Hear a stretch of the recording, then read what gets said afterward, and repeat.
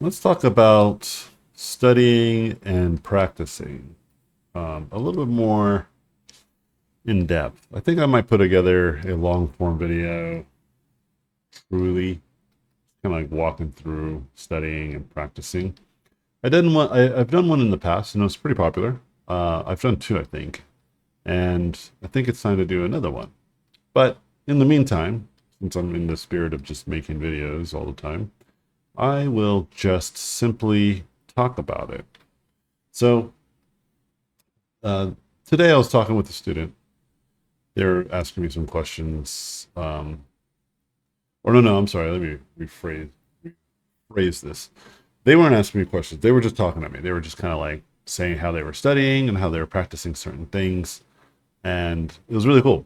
And I was very happy that they were trying some stuff. And then they showed me the stuff, and they were very confident with it. They were like, "Oh, this seems to work really well." Whatever they were training in, you know. And then I saw the image, and I realized, oh, they still need a lot to do with proportions and this and that. So I essentially wrote to them like, "Hey, like allegedly, you think I was making the assumption that you think that you may have accomplished something more than you realize."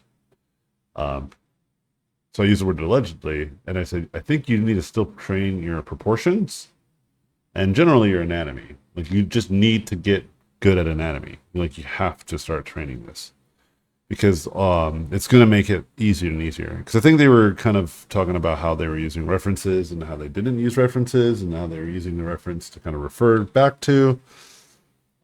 Which all of this is actually incredible. I think that's great. This is good stuff. And when I wrote that, I wrote basically, you should train more of your proportions. They got kind of hung up on this. They felt pretty much like, well, I don't know how to study anatomy. Like I don't know what to do. Like I don't know where to start. I don't know how to work on my proportions. And this is actually a pattern that me and the student kind of go through pretty often, actually. And they know ultimately I'm always in good spirits to try to help them out. So I'm able to kind of confront them, if you will, with what they were kind of getting across. So they do this thing where they'll start to kind of talk about why they don't know how to do stuff, like how they don't know where to go and how to begin to study and how to do this and that and that and this. And just before we kind of go any further, I want to make it 100% clear: the student is actually getting really good and getting more and more effective with every new painting that they show me. So much so that that's why I'm kind of giving a bit of like that tough love, because I really believe that's where they're at now. But I'm very proud of their progress. So I just want to kind of make that clear. But back to kind of roasted the student a little bit here. Uh, so then they kind of go down this you know tier list of all the stuff that they are having a hard time with. They're having such a hard time with all of these things. Just don't know where to begin, where to even how do I know how to improve my proportions? Like I don't know what to do. And I wrote to them a bunch of stuff, but I'm going to kind of paraphrase it a bit. One of the things that I wrote, um, simply put, is I was saying to them, you know, you are not taking the words that I tell you as literal as you should. I don't say things on accident. I actually try to be very thoughtful with the words that I say, especially when I'm teaching. I try to be very meaningful with kind of how I say things and the arrangement of words, the order of sentences. All of this stuff adds up to try to convey a clear point. And sometimes I can go on, and I recognize that this is also a challenge. But it's because I'm trying to be so clear. I'm trying to make sure that there is no confusion. And so I made a point. It's like, when I tell you you should study proportions, like you should train your proportions, you should practice your proportion. I'm using all of these words as defined. When I say you should study, I mean you should study. Like, look it up. The word means like a deep investigation and analysis of a particular subject. Are you doing a deep analysis? Are you doing a deep investigation? I am critiquing that you are not. Hence why I told you you should study. You are not doing a deep investigation. What you're actually doing is essentially just practicing. You're practicing kind of what you already know. But if you don't know a lot, then you're not able to truly advance your knowledge effectively. It takes a little bit longer. But when you study, again, deep investigation, deep analysis, deep understanding, then you're giving yourself more stuff to practice as you gain more knowledge. This premise of like, hey AJ, like I studied it and it's not good. Like I do it and I feel like I haven't learned anything is the wrong take. The fact that you haven't learned anything doesn't mean that the study ultimately failed you. It just means you need more study, a deep analysis, a deep investigation, a deep, research and analysis, right? Like if you stumble upon some knowledge and then you try to put that knowledge to practice and it still doesn't resonate, that knowledge isn't wrong. You might just not understand all of the key factors that makes you able to use that knowledge effectively, right? Like if you gave me a book in calculus and I read the first chapter and then I tried to do some calculus and I failed miserably, is that book now less meaningful in knowledge? Or do I need to keep reading the book, keep reading more examples, watch some more tutorials, maybe do some simpler problems, maybe take the challenge down a notch? Do you understand? I gave him an example too. I was like, imagine me trying to say I can't do backflips. Like I'm really bad at backflips because every time I've tried to do a backflip, I landed on my head. Of course, I got to keep doing it, right? I can't just do one backflip or every once in a while do a failed backflip and then chop it up to, I don't know how to do backflips. I don't even know how to start to do backflips, all that stuff. I tried the most extreme take of doing a backflip, which is just straight up trying to do a backflip, and failed. So if you're trying to like learn how to draw a human arm and you draw it and it comes out really bad, that just means you just need to kind of break it down more. Start smaller. The how to start, how to begin to study, how to understand all of these, like, where do I begin? I like to tell people these are reasonable distractions because it sounds good on paper. It sounds right. It sounds accurate. Like if you do not know where to start, like you're going to have a hard time with it. I am challenging having a hard time with it is the point. It's what separates those who accomplish these great goals versus those who do not. The fact that it is hard and hard to understand, hard to learn, hard to grasp is what makes it a skill when you begin to learn it, when you begin to grasp it, when you begin to understand it. When I basically decipher this a little bit to the student, and especially I think when I told them there's a difference between practicing and studying, that really, I think, hit a note in their mind. They're like, wait a minute. I think I'm just practicing. AJ's right. I'm not actually studying. I'm just like practicing how to draw the same old face that I've been drawing, thinking that I'm getting better, but I'm just getting more exercise in. I'm just training more.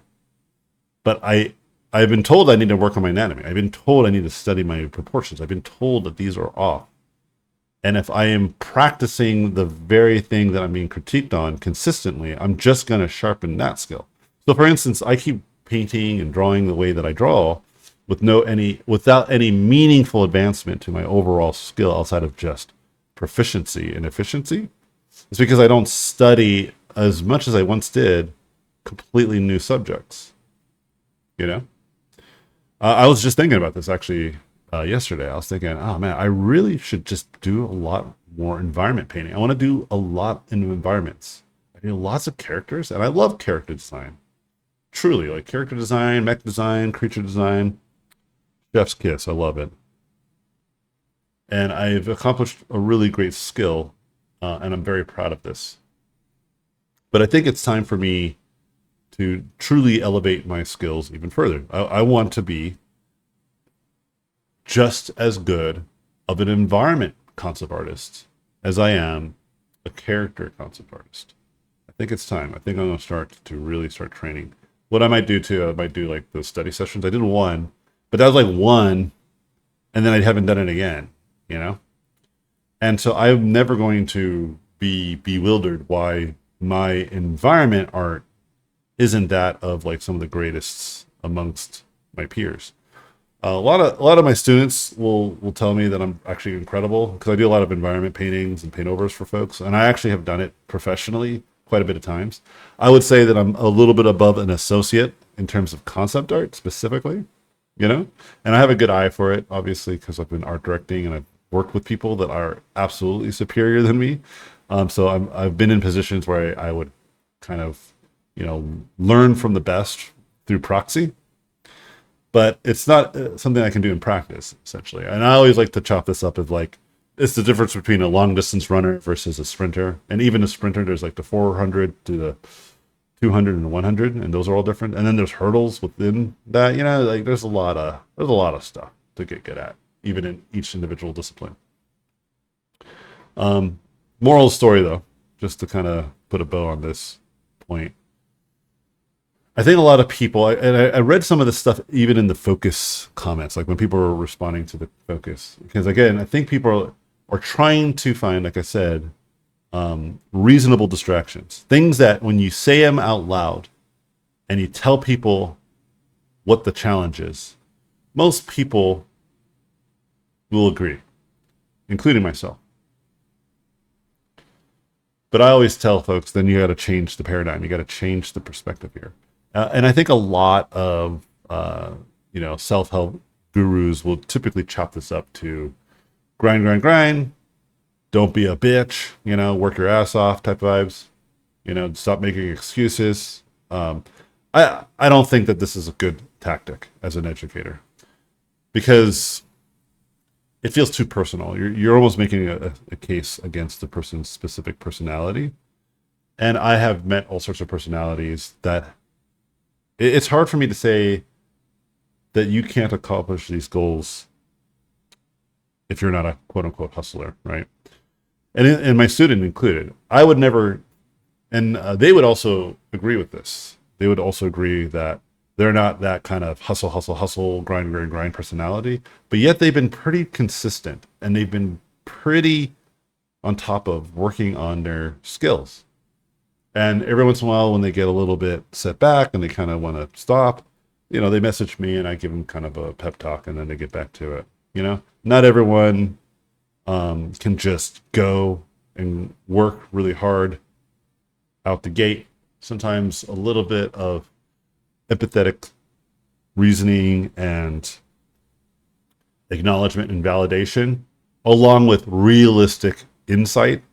Hey, if you aren't training, no matter how you feel, no matter all of these things, these reasonable distractions that you're telling me, you can't put that on your resume. You can't put on your resume, hey, my life was hard. I always tell folks that think of it this way. Imagine that you are a recruiter yourself and you're hiring people to do a really good job. And you've been given a very small budget with a very short window of time to work on a project.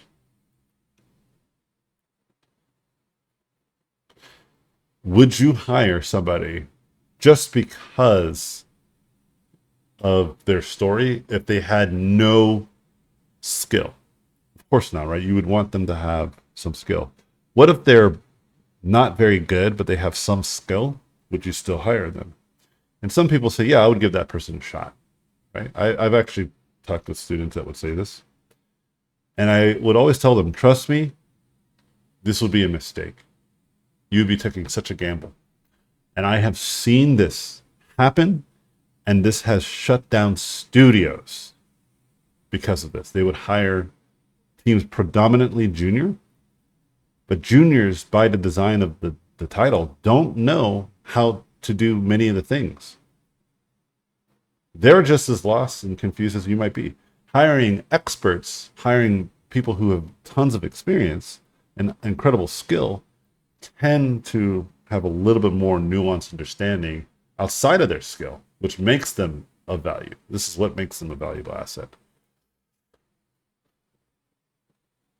And I always tell people, yeah, would you hire somebody that isn't skilled but has a story? Like, you know, I have to raise my dying mother, and I have to do 3 jobs, you know, like stuff from a movie. And if you hire them and give them the shot and they fail, you know, it's going to suck for everyone involved. It's going to suck for the project because they didn't accomplish the goals as expected. It's going to suck for them because now their self-confidence makes it seem like they don't have what it takes to make it. And I'm telling you, man, I've seen this happen. It's kind of sad. And versus, you know, the rock star, badass artist, let's say they had everything going for them too. Like, let's just give them a story that feels unfair. Like, they were born in wealth. They had all the best art mentors in the world to give them all of the insight and know how to accomplish incredible skill in art. You know, you would most likely hire that individual, you know, because their skills, regardless of their background, is what's demonstrating the value of their hire. And let me just say, my favorite type of hire is the person who's a combination of those ideas. A person who has the story of like raising their family and having such a hard time going with their life, but regardless, found a way to overcome all of those challenges and become a leader in this industry, an incredible powerhouse, an incredible artist, regardless of their circumstances. Those are my favorite people to hire and to work with, because they not only have the professional experience, they have real world experience. They have gratitude for what it means to even get to where they got. And that is hard to teach. You know what I mean? And that type of perspective of somebody that has that like life is incredibly valuable, incredibly endearing. But their portfolio is what gets them the notice. It's what gets them the observation, the opportunity to even work, you know, to get that chance. And so just remember all this. Remember, when you're trying to study and you're trying to practice and you're trying to do all this stuff and it's fucking hard and you got all of these things that are happening in your life that are very reasonable. I've seen it all. I've seen people who had kids when they were at a young age and they had to take on 2 jobs. I've seen people who got a free ride through college and had nothing really getting in their way. I've seen people that literally were homeless and then become art directors for major gaming franchises. I am now seeing people in war-torn situations, modern day war-torn situations, finding ways to overcome some of these reasonable challenges, reasonable distractions. And so if you're telling me, I don't know how to study, I don't know how to train, I don't know how to practice, like, where do I start? If you need somebody to tell you how to get that kind of gumshoe, that grit, that ability to push through, to find answers on your own, to try to be a problem solver, not a problem maker. If you're in that position currently, all I have to say is that you're really putting yourself in a much harder situation. You are convincing yourself to make things even harder for yourself. I believe you. I believe you that it's hard. I believe you that these things are going on and it sucks and it's fucking a challenge. I believe you. But how you're going to overcome it, man? Like, this is your time to demonstrate your origin story and become a fucking champion. And then when you do, pay it forward and help others overcome similar challenges that you may have come across that maybe I can never understand as the person that I am. I have had certain different circumstances that just maybe not map to you, but maybe my words today were enough. And then later you become this incredible artist and an incredible talent, and you become this voice in the industry that can speak to things that I can never speak to. But you got there. Now you're that person. Now you're that artist. Now you're that inspiration. Fuck yeah, dude. That sounds awesome. You know? So if you feel that as you study, it is fucking hard and you're having a hard ass time and it feels like, how the fuck does anybody get good at any of this stuff? You're doing it right, man. You're learning something of value. And when you overcome that and you learn that thing that you feel is impossible to overcome, you will be in on the joke. You will be in on the joke, meaning that you will understand for the first time probably in your life that it was never complicated how to accomplish these goals. This is why it feels like a meme to see your favorite artists consistently tell you, like, fucking draw a lot, study a lot, because everyone's different. It is really challenging for any educator or any mentor or any professional artist to like know exactly what to prescribe you without like knowing you as a person, without knowing your life experiences, without talking with you about the challenges in your life consistently, having time over attention, just seeing how you handle challenges over and over, you know? So that's why draw a lot, study a lot is like the premier advice for most people, because the fuck, dude, we don't know what you're going through.